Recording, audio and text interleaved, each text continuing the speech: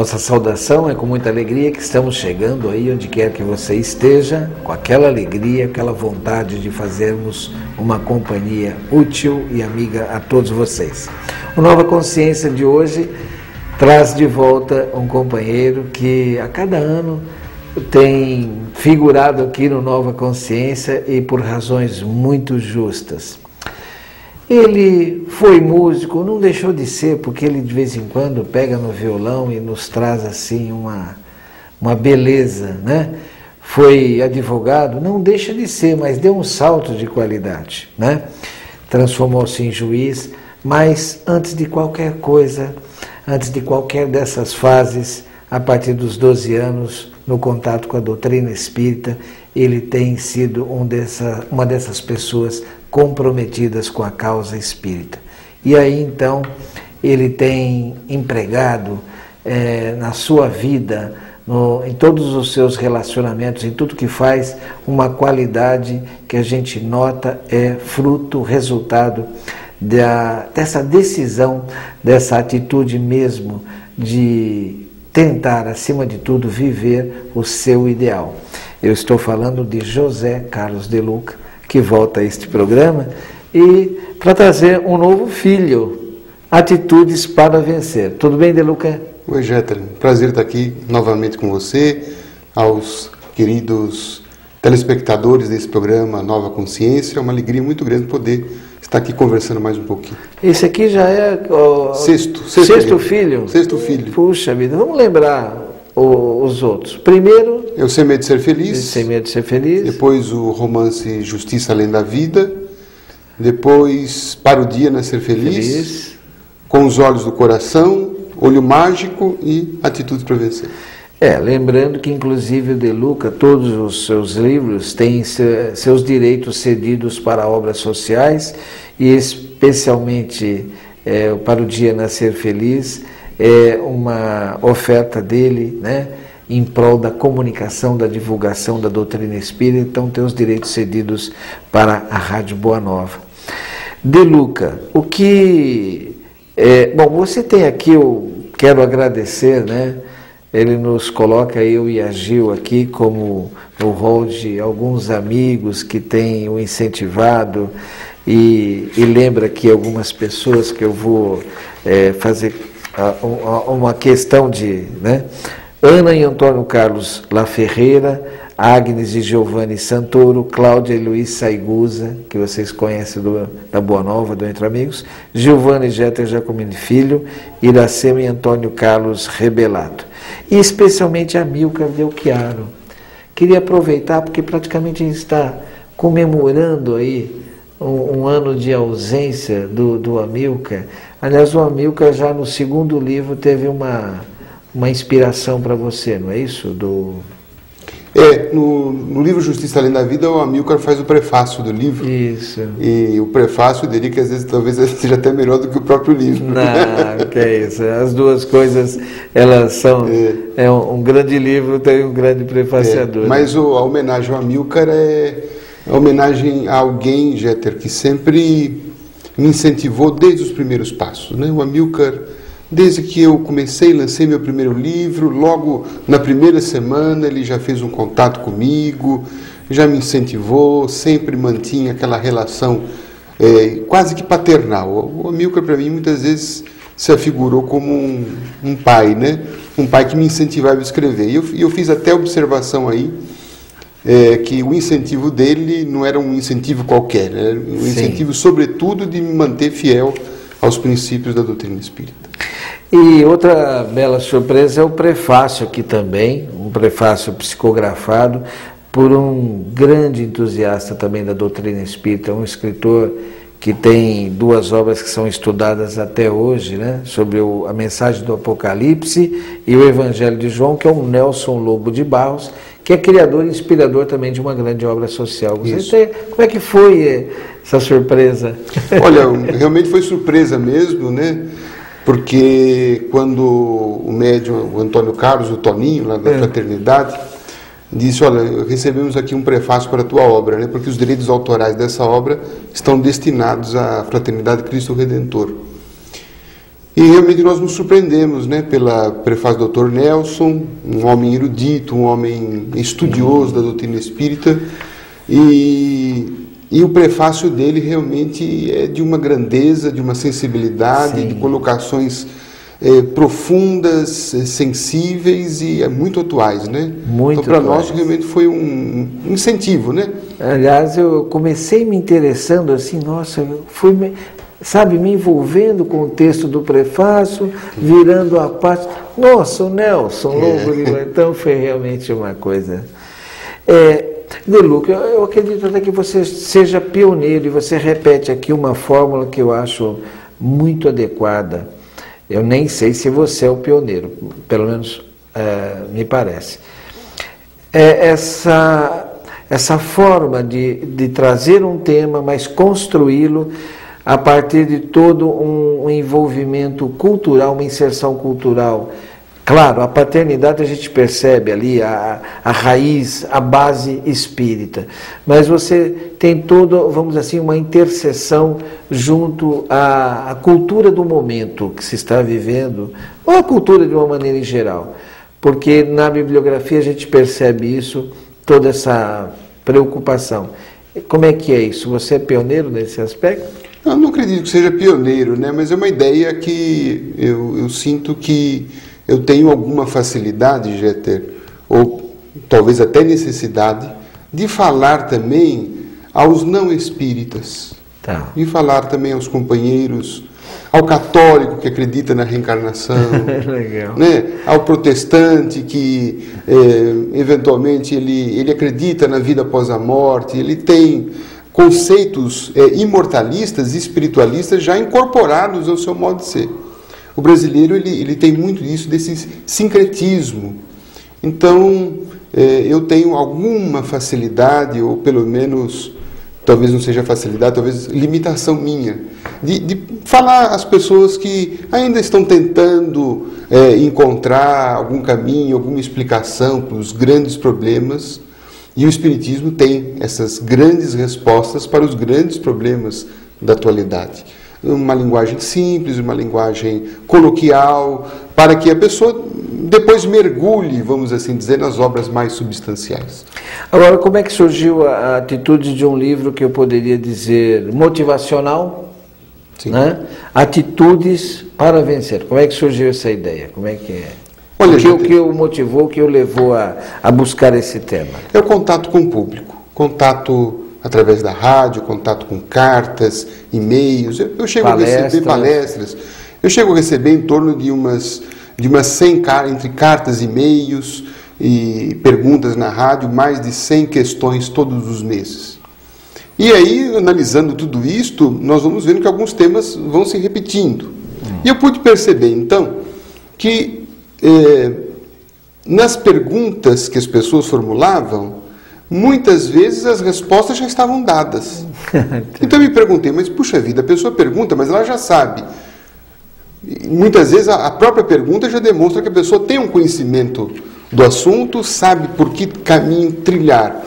E aí eu concluí, fui observando que o que falta muitas vezes para nós é a etapa final, que é a etapa da atitude. Falei, puxa vida, essa pessoa está faltando tomar uma decisão, tomar uma atitude, ir em frente, fazer o que ela já sabe fazer. E aí comecei a analisar também a própria vida, né, Jeta? Porque eu nunca me excluo desse processo de aprendizado. Eu procuro, eu tenho tido essa cautela. E comecei também a analisar a mim, quer dizer, as pessoas me colocam, então as pessoas são espelhos para mim. Que vão mostrando, e eu talvez seja o espelho para elas. Então, nesse processo da tarefa espírita, na qual eu me coloco também como um necessitado, então eu vou encontrando e fui verificando que muitas situações internas minhas, o que está faltando também era atitude. Então foi bom, então eu preciso estudar esse assunto para me ajudar e para, quem sabe, me ajudando as pessoas. Daí surgiu esse livro escrito aí em 20 dias, mais ou menos. E como é que foram esses 20 dias? É como alguns autores nos dizem, assim, você vai para uma imersão, assim... uma tempestade, né? A Marlene Nobre tem essa característica, ela aproveita lá umas férias absolutamente necessárias, ela trabalha. Foi exatamente. E ela diz que faz uma imersão e... Foi no meu período de férias Eu já tinha algumas coisas alinhavadas, algumas ideias, claro, né? Mas a condensação do livro se deu em 20 dias das minhas férias de janeiro, trabalhando aí 8 a 10 horas por dia em cima dos textos, né? Sim. E vem uma avalanche de ideias. Eu creio que a espiritualidade também vai colaborando, né? Trazendo um anteparo e trazendo uma chuva torrencial, né? De ideias para que eu possa então depois desenvolvê-las. Você sempre, desde o primeiro livro, tem sido editado pela Petit, né? E você também tem adotado uma postura que eu acho muito interessante, que eu me lembre, o primeiro foi o próprio Divaldo, não sei se você o fez antes dele, acredito que não, mas eu acho muito interessante essa proposta de fazer lançamentos em grandes livrarias. Essa foi uma decisão sua, uma ideia da Petit, como é que foi isso? Olha, nós fizemos 2 lançamentos de livros nossos no meio espírita, né? E depois, conversando com a editora, surgiu esse questionamento: por que não fazer um lançamento do livro no meio não espírita? A princípio foi uma ideia que me assustou, né? Porque no ambiente espírita você está seguro, né? Você sabe que na casa espírita, né, as pessoas estarão lá. Mas eu falei, não, aí talvez seja o desafio. E eu fui perceber o seguinte, que muitas pessoas que deixaram de comparecer nas noites de lançamento anteriores, porque feitas dentro da casa espírita, e não foram por causa do preconceito em relação à própria doutrina espírita, passaram a ir nos lançamentos, nas livrarias comuns, né? E se interessaram pelas obras, algumas se tornaram até espíritas. Então foi uma porta que eu entendi que deveria se abrir e que tem dado muito sucesso. E mais uma vez, então, no dia 26 de abril, né, quinta-feira, De Luca estará no Shopping Anália Franco, no bairro do Anália Franco, né? Aqui bastante conhecido, shopping bastante conhecido, desnecessário o endereço, mas ele está lá a partir das 18h30 autografando o Atitudes para Vencer. Eu volto já já.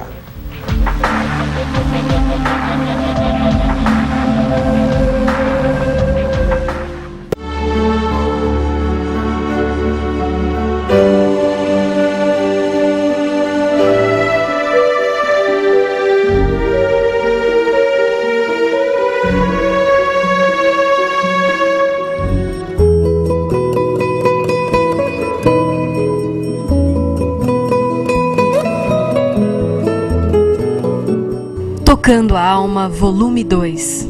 Um CD para ouvir e meditar. Oi, gente, aqui quem está falando é Rogério Ceni, coleiro de São Paulo, e eu venho até vocês por um motivo muito especial, convidá-los para participar das obras assistenciais das Casas André Luiz. Faça como eu, você, empresário, profissional liberal, doe um pouco do seu tempo, do seu carinho, para essa obra que é uma obra muito importante.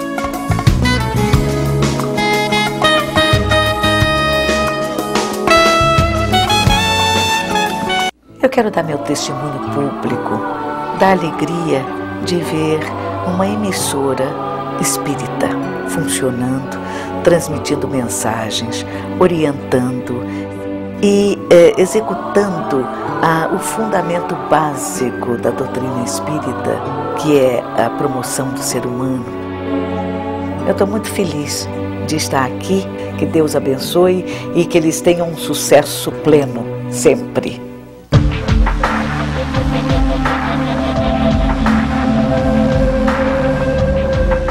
Nosso lembrete costumeiro, mas muito fundamental, muito necessário. Faça parte do Clube Amigos da Boa Nova.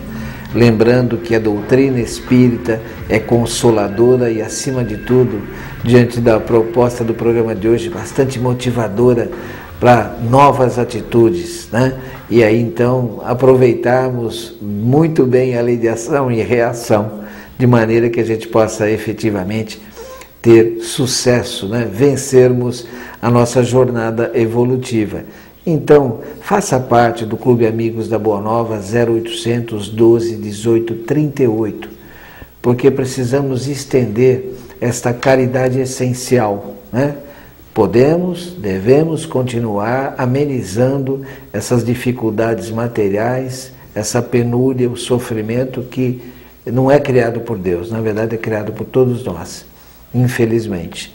Então, aqueles que podem, já são conscientes, se podem amenizar, vamos fazê-lo. Mas precisamos de uma atitude fundamental, uma atitude de erradicar essas necessidades. Ela exige atitudes para vencer, né? Exige assim uma determinação de repetidamente, perseverantemente, nós buscarmos esta nova atitude. E isso a mensagem espírita pode fazer. Vamos colocar, como diz a recomendação evangélica, a luz do candeeiro bem alto. Isso é uma obra de todos nós. A Fundação Espírita André Luiz assume, vamos dizer assim, uma personalidade jurídica, porque esta é a necessidade dos nossos dias, dessa inserção no contexto social legal. Porém, a construção é obra de todos nós. 0800 12 18 38. Faça parte. De Luca, você, como você já dissemos no bloco anterior, você destina os direitos de cada obra para uma ação social e como muitas vezes, né, esse dinheiro chega naqueles momentos de absoluta necessidade. Eu acho muito bonita a atitude e eu sei que você nem fica alardeando isso. Mas até porque nós vamos falar de uma obra que nós conhecemos, de um amigo que está com uma luta titânica, né? Eu gostaria que você nos dissesse, né, para os telespectadores, já que você disse nos bastidores, eu achei muito lindo, eu falei, não, ele tem que dizer para vocês também. Como é que foi a destinação desta obra para a fraternidade? Olha, Jeter, um reparo, a vida sempre me tem distinguido com recursos necessários para viver com dignidade. Então, eu cito aí uma frase num livro, uma frase do Vinícius, né? Vinícius de Moraes, numa canção dele, que ele diz que a vida só se dá para quem se deu. A vida só se dá para quem se deu. Então, essa reciprocidade da vida. Como eu, fazendo um balanço, e eu tenho certeza que todos nós, fazendo esse balanço, vamos chegar a essa conclusão, de que nós recebemos muito da vida. Todos nós. E a espiritualidade usa esse critério para saber quando uma pessoa está evoluindo. O quanto que ela recebe e o quanto que ela devolve. Para o mundo espiritual, a evolução se processa quando a pessoa começa a, pelo menos, equilibrar essa balança. E ela vai evoluindo quando o que ela dá é mais do que ela recebe. E eu sinto, Jeter, que eu já recebi muito. Não só em termos de condições sociais, mas sobretudo de amparo familiar, de conhecimento da própria doutrina. Conhecer a doutrina espírita, para mim, foi talvez a maior manta protetora, o maior remédio, a maior prevenção para desequilíbrios maiores que certamente estavam nos espreitando, dada a nossa própria inferioridade ainda, né? Nós estamos ainda num limite, andamos em cima de uma corda bamba. Quer dizer, nós estamos ainda muito mais próximos do animal do que do anjo. E a sua função profissional trata de assuntos graves e sempre uma parte não vai concordar. Exatamente. E aí você é alvo de vibrações das mais generosas, entre aspas. Quando não das duas partes que saem satisfeitas. É verdade. Né? Então eu fiz essa observação para dizer que não é nenhuma vamos assim dizer, de se vangloriar, é apenas um reconhecimento de que eu preciso contribuir para a vida. Então, a forma é destinar, né, os recursos materiais do livro para algumas entidades, né, e dentre as quais a Fundação Espírita André Luiz. Sim. E outras entidades. Quando eu terminei esse livro, estava prestes eu precisava definir, por pressão da editora, qual seria a entidade, porque isso fica expresso no livro, né? E eu estava em dúvida. Havia um rol de algumas entidades que haviam me pedido, e eu não sabia para fazer qual a destinação. Então, bom, vamos fazer uma oração, né? Porque, quem sabe, alguma inspiração, né? Porque a espiritualidade conhece, às vezes, as necessidades mais do que nós. E nessa oração sentimos muito a aproximação espiritual do nosso querido Dr. Bezerra de Menezes, não evidentemente por algum mérito da nossa parte, mas certamente como um grande velador, vamos assim dizer, da doutrina espírita, do trabalho espírita, né? Verdade. Ele está presente nessas situações e senti muito a presença dele, uma presença marcante, muito forte, muito emocionante. E escutava no meu íntimo ele dizer para que eu pudesse ajudar o Antônio Carlos, que é o dirigente da Fraternidade Cristo Redentor em Itaquera, aqui em São Paulo. Só que não vinha assim, né? O Antônio Carlos. Gostaria até que você contasse. Você veio depois a imagem do Toninho. A imagem do Toninho, né? A gente chama ele carinhosa de Toninho. E um apelo bem característico de Bezerra de Menezes. Ajude meu filho. Ajude meu filho, porque ele nos tem como todos como filho dele. Exatamente. Era um apelo veemente, né? Um apelo realmente veemente. Eu senti um apelo forte. E então eu fiquei com essa imagem na cabeça, com essa sensação. E então eu pensei, puxa vida, então eu vou conversar com o Toninho. E imediatamente, terminada aquela prece, isso foi mais ou menos umas 18h30, 19 horas, eu liguei para o Toninho. E não disse nada a ele. Perguntei a princípio para ele, e aí, Toninho, como é que estão as coisas? E então ele desabou, né, numa choradeira, vamos assim dizer, né, mostrando as dificuldades que ele estava enfrentando. E com motivação, porque tinha acabado de sofrer um assalto. Exatamente, né? A entidade que presta um serviço benemérito, fantástico. Casa do Cristo. A Casa do Cristo Redentor. Havia sofrido naquele dia, né, um assalto ali, roubaram o computador, máquina de xerox, uma série de bens ali. Eles lutam com muita dificuldade, como toda obra séria, né, tem lutado com muita dificuldade. E aquilo lá foi realmente um banho de água fria, né? Naquele esforço dos companheiros que vão lutando e de repente tomam... Foi uma pancada. Uma pancada, né? E ele estava realmente muito desanimado, desmotivado, e me contou o seguinte, Jeta. Quando foi por volta de umas 17 horas, 17h30, no final do trabalho dele, ele estava saindo do trabalho, e aí antes de sair, ele foi ali no quintal do local onde ele trabalha, olhou para o céu e disse assim, doutor Bezerra, vê se o senhor dá uma força para nós, eu não aguento mais. Eu já ando assim desesperado, desmotivado, eu não sei se eu estou fazendo alguma coisa errada, para que as coisas não estejam caminhando, eu estou me sentindo sozinho, será que o senhor me dê uma ajuda, por favor? Isso foi umas 17h30.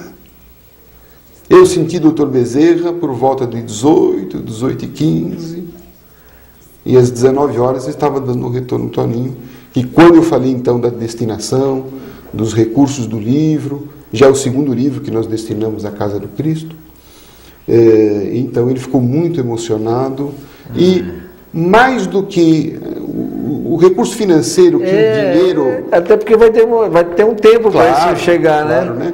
Foi muito mais o apoio moral. Que ele se sentiu fortalecido, se sentiu amparado. Foi uma resposta na espiritualidade, uma resposta quase que imediata, né? As súplicas dele, as necessidades dele, se sentiu então fortalecido para continuar o trabalho que vem desenvolvendo. Eu achei muito oportuno o Atitudes para Vencer, De Luca, porque algo que a doutrina espírita nos coloca é a questão do livre-arbítrio e da necessidade de nós decidirmos sim, sim, não, não. Aliás, embora o caminho do meio, do equilíbrio seja o desejável, esse caminho não está em cima do muro. Exatamente. Né? Então precisa ter uma atitude. E você começa lembrando, inclusive, o André Luiz. Por que as pessoas têm tanta dificuldade para essa atitude? Ele está no finalzinho do segundo bloco, mas vale a pena. Todo o processo do comportamento, ele passa por 3 etapas, que eu subdivido em a etapa do ver, a etapa do julgar e a etapa do agir. Então, esse é um processo mental que está íncito no ser humano. Ele vê, ele julga e ele age. Tá. Então, nós analisamos. Vou num cinema, por exemplo, quero ver um filme. Primeiro você vai ver, esse filme é bom ou não é? Me interessa ou não me interessa? Depois você julga. O cinema está perto, não está perto, não está, o tema me agrada, é comédia, ficção, e aí você decide, fala, não, eu quero ver esse filme.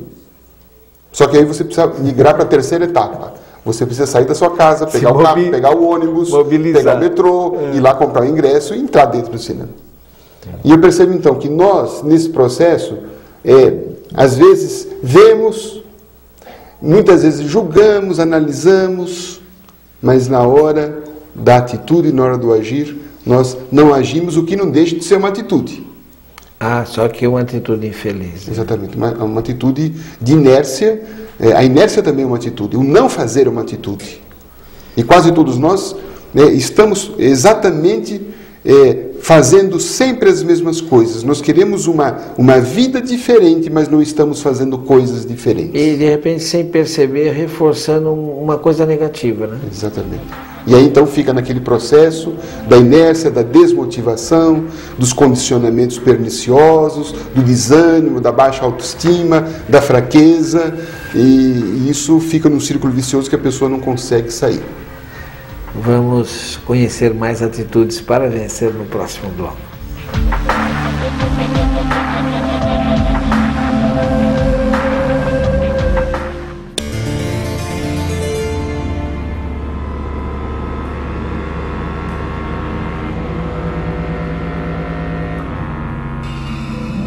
A maior caridade que se pode fazer ao Espiritismo é a sua divulgação.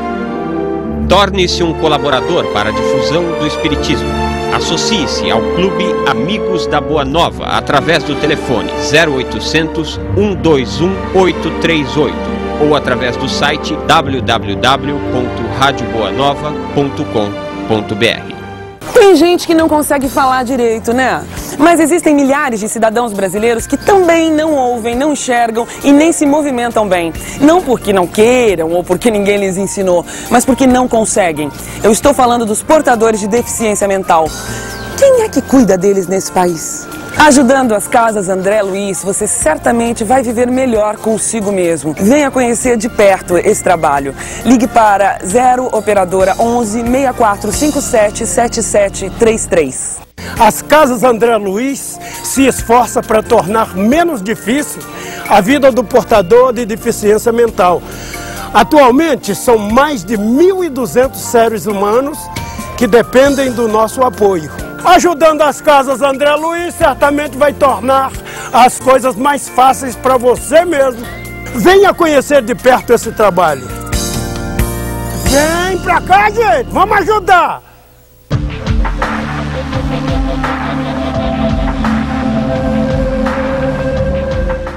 Nós estamos conversando com José Carlos De Luca, que você com certeza o conhece, né? Palestras, um dos comunicadores da Rede Boa Nova de Rádio, escritor, enfim, uma pessoa bastante atuante.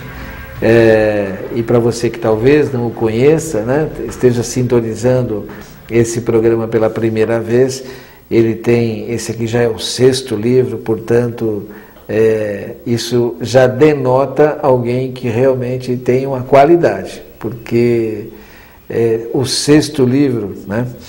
De Luca, voltando à nossa temática aqui do Atitudes para Vencer, nós falávamos no bloco anterior dessa, muitas vezes, essa dificuldade, como você diz, a pessoa vê, analisa, mas não toma a atitude. O que está pegando aí, como a gente diz no coloquial? O que é essa mobilização? Nós temos um estado de inércia aqui. Como é que é isso? Como é que você vê? Na verdade, você coloca isso aqui, né? E eu achei muito interessante, né? Não há como vencer ou tomar uma atitude se a coisa não começar dentro de si próprio. E qual é o peso dos pensamentos nesse processo? O peso é muito grande, porque os espíritos têm dito que, e a ciência psicológica, psiquiátrica vem confirmando isso, né? Tudo começa num pensamento. Eu tenho um pensamento, esse pensamento ganha uma qualidade, uma cor, uma densidade, uma intensidade através do meu sentimento, e é esse sentimento incorporando o pensamento que vai gerar ou não o comportamento. O comportamento, muitas vezes, ele é consequência do pensamento. Se eu tenho pensamentos negativos habituais, constantes, provavelmente eu vou ter comportamentos nocivos, comportamentos pessimistas, comportamentos negativos, dentre os quais a inércia e a ociosidade, a reclamação, a queixa, são comportamentos frutos de alguém que está alimentando constantemente ideias nocivas, ideias negativas, ideias perturbadoras. A gente precisa estar atento, um pouco mais atento sobre essa questão do pensamento, De Luca, porque a gente é bombardeado a todos os instantes. A gente nota no rádio ouvinte, por exemplo, da Rede Boa Nova de Rádio, que ele, aqui começa também na TV Mundo Maior, que é o fato de ligar-se nesses conteúdos dá uma outra qualidade de vida. E às vezes nós estamos distraídos, né, nesse dia a dia, somos bombardeados por tantos pensamentos. E aí, inclusive, do ponto de vista do pensamento, você traz uma receita da Joana de Ângeles, não é isso? Gostaria que você comentasse a respeito. A primeira ideia é o seguinte: ninguém está sozinho, ninguém pensa sozinho. Isso é uma colocação muito interessante. A gente pensa, né? Estou pensando, ninguém está... Nós não imaginamos quantas pessoas estão comungando do nosso pensamento, encarnados e desencarnados. Nós somos hoje em torno de 6 bilhões de encarnados. Estima-se que a população de desencarnada é de 3 a 4 vezes. As últimas notícias que têm chegado dos censos, né, espirituais falam em 24 bilhões de espíritos. Então a população do planeta Terra está em torno de 30 bilhões, somados os encarnados com os desencarnados. Desses 30 bilhões, Jeter, quantos você acha que são espíritos já evoluídos? Que têm bons pensamentos? Vamos imaginar, eu sou um homem otimista, que a metade já seja assim, sabe, já esteja pensando bem, positivo, seja alegre, dinâmica, otimista. Sobraram 50%, 15 bilhões de mentes desanimadas, mentes tristes, mentes depressivas, mentes revoltadas, mentes que cultivam o ódio. De tal forma que quando eu mergulho nessas faixas de ódio, de tristeza, de desânimo, eu estou me conectando a essa psicosfera, a esta imensa massa de mentes e almas que estão vibrando naquele padrão. De energia de baixo astral mesmo. Baixíssimo astral. Por isso que muitas vezes minha vida não consegue melhorar, porque eu estou transitando em faixas de vibração que são extremamente prejudiciais e nocivas. Esses sentimentos negativos, eles produzem vibrações lentas, vibrações densas, vibrações pesadas, de odor até fétido. E essas vibrações lentas não permitem, muitas vezes, que eu consiga um êxito na minha vida profissional, no meu lar, na minha vida pessoal, porque eu estou mergulhando em faixas nocivas. As vibrações superiores são rápidas, são leves, são dinâmicas. Então, melhorar a vida significa necessariamente melhorar o meu padrão de vibração. Eu preciso sair desse mundo de 15 bilhões, sair desse time B e ir para o time A. E hipotimiar significa mudar a mim mesmo. E começando a mudar a mim mesmo através daquilo que eu estou pensando, daquilo que eu estou constantemente falando, porque a palavra também tem força negativa, e é impressionante, Jeter, analisando as pessoas, como elas falam negativamente. A minha vida está péssima. Isso tem uma energia. A minha vida não vai para frente, tudo dá errado para mim. Isso tem energia. Eu não consigo sair daqui, eu não consigo fazer isso, eu sou incompetente, eu sou... Como nós nos depreciamos, como nós nos enfraquecemos, como nós nos rebaixamos, como nós somos o carcereiro da nossa própria liberdade, do nosso próprio progresso. E você coloca aqui, cuidado para não ser profeta de si mesmo. Não tenha dúvida. Quantas vezes, pela palavra, nós estamos nos condicionando negativamente e estamos... Condenando, né? E estamos moldando o nosso destino logo mais. Por isso que eu sugeri aí, para concluir, um pensamento que Joana de Ângeles, a benfeitora Joana de Ângeles, nos sugere para exatamente nos descondicionar mentalmente dessas prisões mentais que nós caímos, de frases que nos aprisionam no negativo. Então, ela dá uma frase muito simples, né? Tudo posso quando quero. Olha, simples e direta. Simples, direta e de uma profundidade, gente. Tudo posso quando quero. Mas você coloca um detalhe importante nesse processo aqui. Gostaria que você fizesse os comentários também, porque na medida em que você falava, eu comecei a lembrar daquelas pessoas que ficam nas incertezas, nas dúvidas. Eu fiquei imaginando a pessoa que fique muitas vezes transitando entre essas duas massas que você falou, dos já positivos, do positivamente condicionados e dos negativos. Às vezes ele cai um pouco para cá, aí vem um amigo, traz ele para cá, vem outro, joga ele lá para baixo, ele fica assim, mas ele fica assim exatamente num jogo de forças, ele precisa tomar uma atitude para vencer. Aí essa coisa do dia a dia, dessa mentalização. Isso é a frase é importante, mas o conceito é importantíssimo, mas me parece que não basta, como você diz, ser uma coisa de papagaio, né? Gente, uma coisa que eu digo no livro aí é que a vida é acumulativa. Ninguém vai dormir feliz e acorda depressivo. Ninguém vai dormir com 50 quilos e acorda com 100. A gente emagrece, né? Mas quer dizer, a vida é acumulativa. Então, a depressão de hoje, ela foi urdida durante muitos anos, e muitos anos significa muitos dias, durante muitas horas. Aquilo que eu investi. Então, tudo aquilo que eu investi no negativo, no pernicioso, no condicionamento ruim, ele vai eclodir mais além. Da mesma forma, o bem que eu quero, ele precisa ser urdido dia a dia, hora a hora. E não apenas nas 2 horas, numa hora e meia que a gente passa na casa espírita uma vez por semana. Aquilo lá é um treino apenas, para que a gente possa sair da casa espírita e começar desde a hora que se levanta, que são as horas mais importantes, que são as horas que a gente começa a fazer as nossas conexões com o universo que nos circunda. E a gente poderia até pensar, puxa, com quem que eu estou conectado agora? Em que time que eu estou? Em que conjunto que eu estou agora? Quem são minhas companhias agora encarnadas e desencarnadas nesse instante? Porque eu estou dentro dessa psicosfera e a minha vida vai seguir dentro desses parâmetros que eu mesmo me condicionei.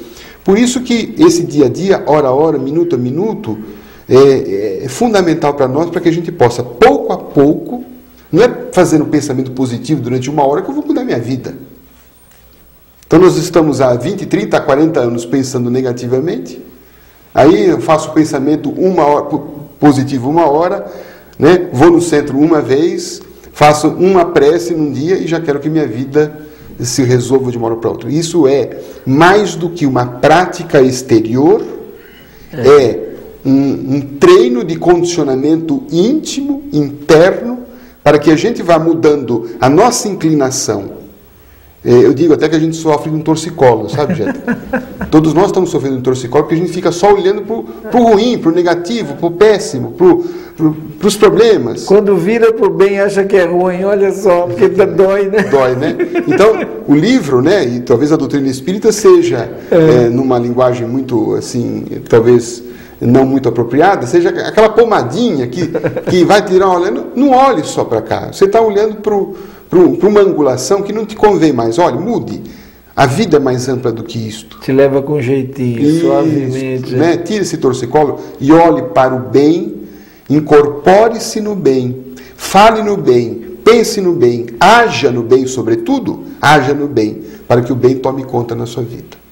Não tem outro caminho para nós, gente. A gente quer sair do mal, e a única saída do mal não é afastar o mal, é nós nos ingressarmos no bem. É nós sairmos daqui e irmos para lá. E aí, muitas vezes, a gente não quer fazer isso, Jeta. Ou então, fica como aquela pessoa que você disse, né? Meio cá, meio lá. Até tem uma historinhazinha que a pessoa disse que desencarnou, ela era uma vendedora ambulante aqui na Terra. Quando ela desencarnou, ela quis continuar lá no plano espiritual, vendendo as coisinhas dela, né? E ela chegou lá em cima e ficou com uma dúvida. Onde é que eu vou colocar minha banquinha, minha barraquinha? Vou colocar aqui no plano espiritual superior, no céu, ou vou colocar aqui no inferno, no plano espiritual inferior? Ficou olhando, disse que tinha fregueses dos dois lados, né? O que ela fez? Colocou a banquinha bem no meio. Aí perguntaram, mas justo aqui no meio? Ele falou assim, porque aqui eu pego os clientes dos dois lados. Então eu sinto que muitas vezes nós estamos assim, né? Nós estamos com um pé no bem, mas a gente não tirou ainda o pé do mal. Tá certo. Bom, lembrando a todos vocês, o Clube Amigos da Boa Nova, né? 0800 12 18 38 é a maneira de você estar colaborando conosco nesse projeto de comunicação da Fundação Espírita André Luiz. Eu volto já já.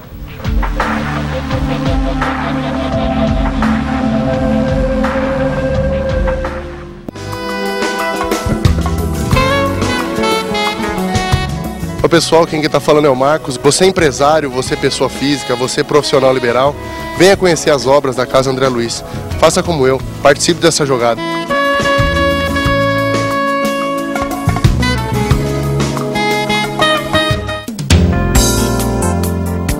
No Mercatudo você encontra de tudo, da melhor qualidade pelo menor preço. Tudo em benefício das Casas André Luiz.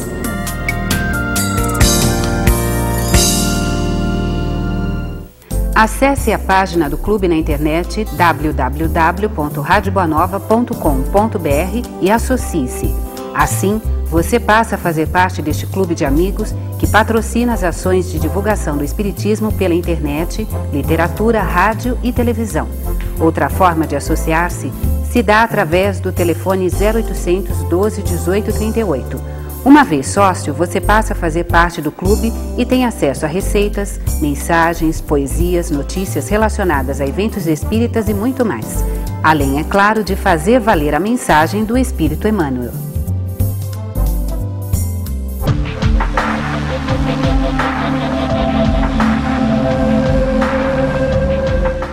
Nós estamos conversando com José Carlos De Luca, que está aqui no Nova Consciência, trazendo o seu mais recente lançamento, Atitudes para Vencer.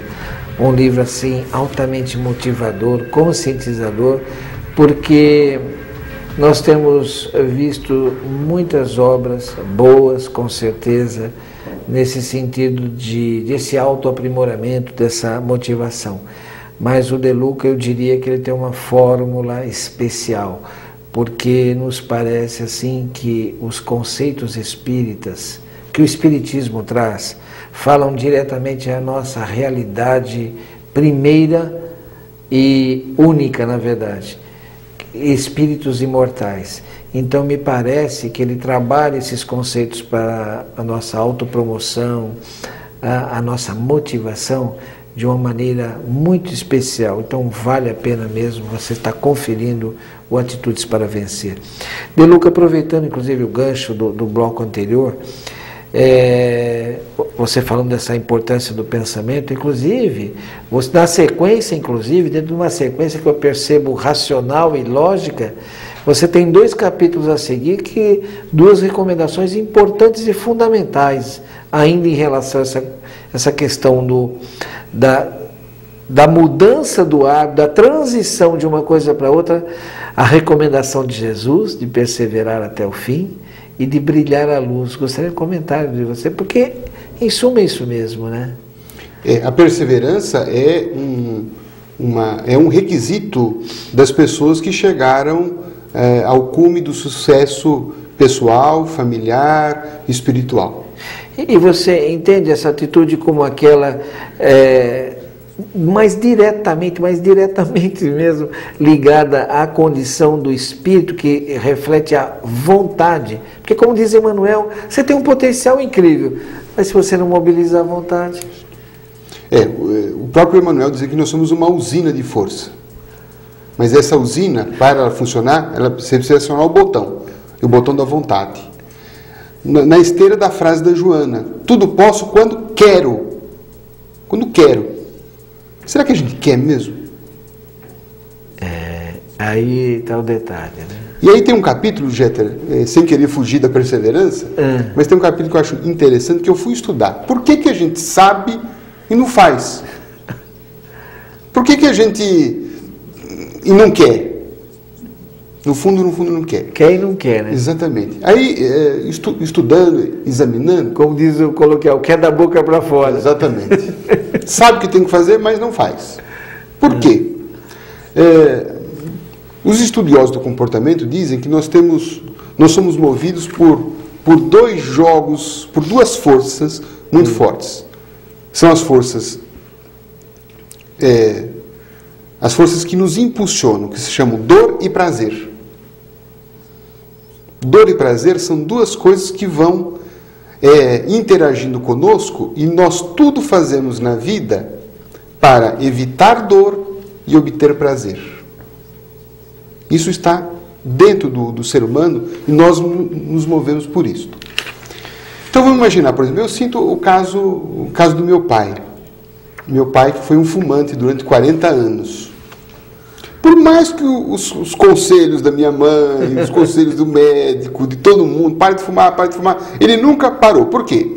Porque o prazer que ele tinha em fumar era maior do que a dor que ele, às vezes, estava sentindo ou nem sentia.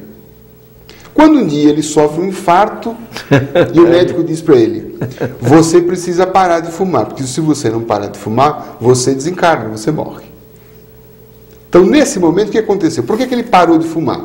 Porque a dor ficou maior do que o prazer. E aí, então, ele mudou a conduta dele. E Emmanuel, ele faz uma análise dizendo que nós agimos costumeiramente pelo prazer imediato. Nós não pensamos em termos de eternidade, Jeter. Nossa cabeça ainda é muito materialista. A gente só pensa no agora. Isso aqui vai me dar prazer agora. Então, essa fumadinha, essa bebidinha, né? Essa traição, essa corrupção, né? Isso vai me trazer um prazer momentâneo? Agora? Vai. Então a gente mergulha nisto. E ele nos propõe o seguinte: pense como espírito eterno. Até porque tudo tem reflexo. Né? Exatamente. Porque se o prazer de agora representar a você dor amanhã, é melhor que você agora tenha a dor de não sentir aquele prazer fugaz, momentâneo, para poder amanhã fruir a felicidade. E hoje em dia nós estamos vivendo a ditadura da felicidade, gente. Eu tenho que ser feliz.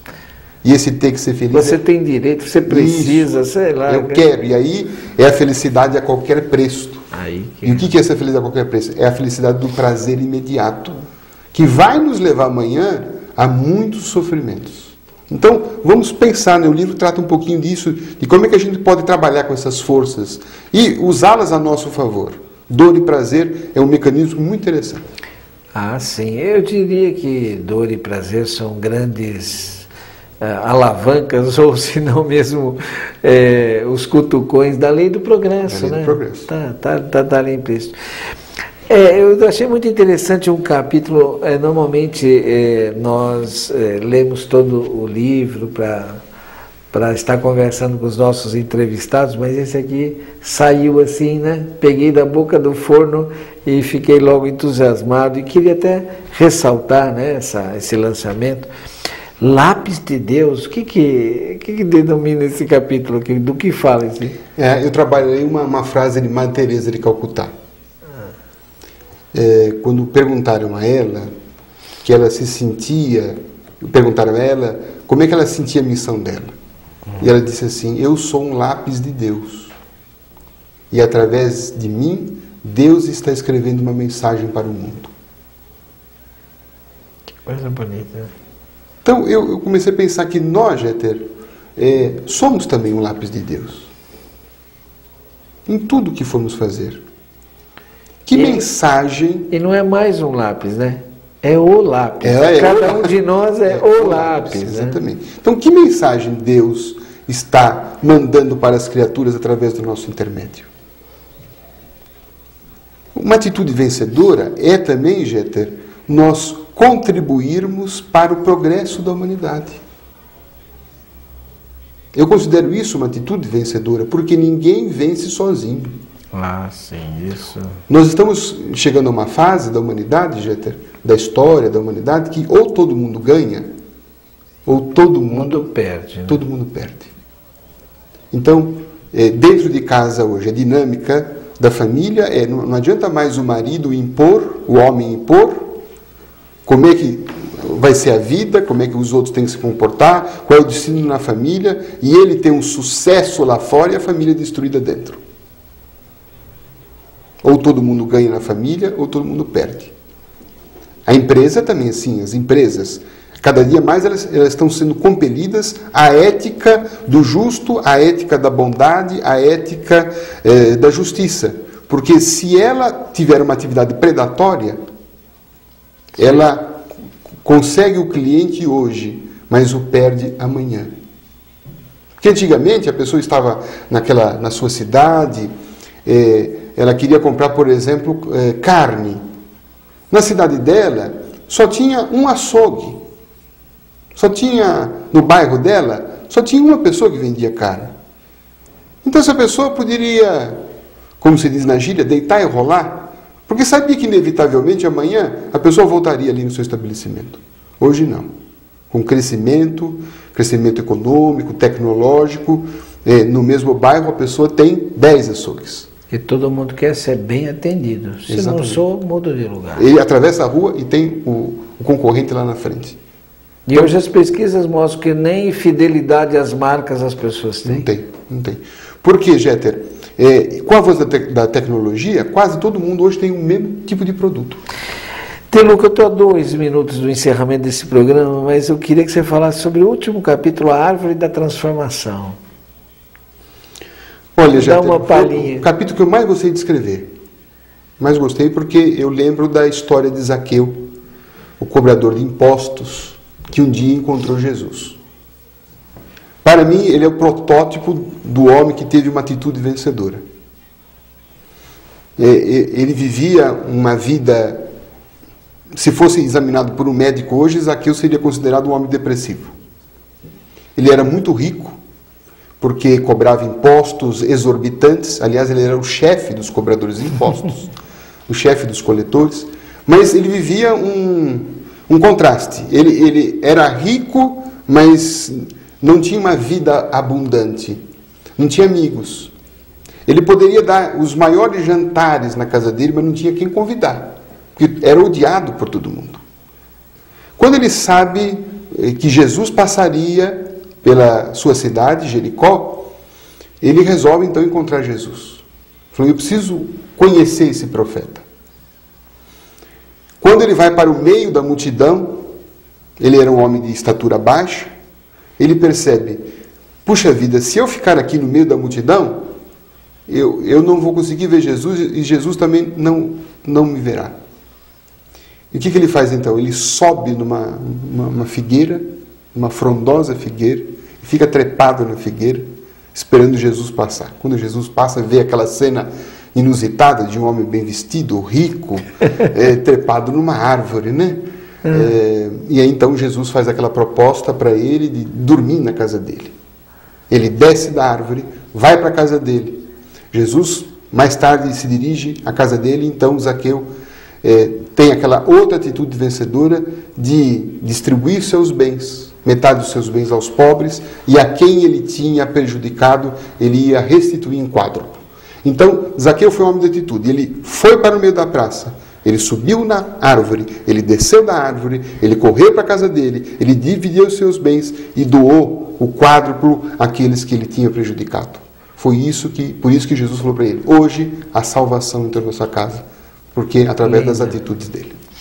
Bom, eu estarei lá no Shopping Anália Franco, dia 26 de abril, a partir das 18h50. Espero encontrar todos vocês lá para recebermos o nosso autógrafo do Atitudes para Vencer. Shopping Anália Franco, bastante conhecido, lá no Jardim Anália Franco. É muito fácil chegar lá, não é isso, De Luca? Sim.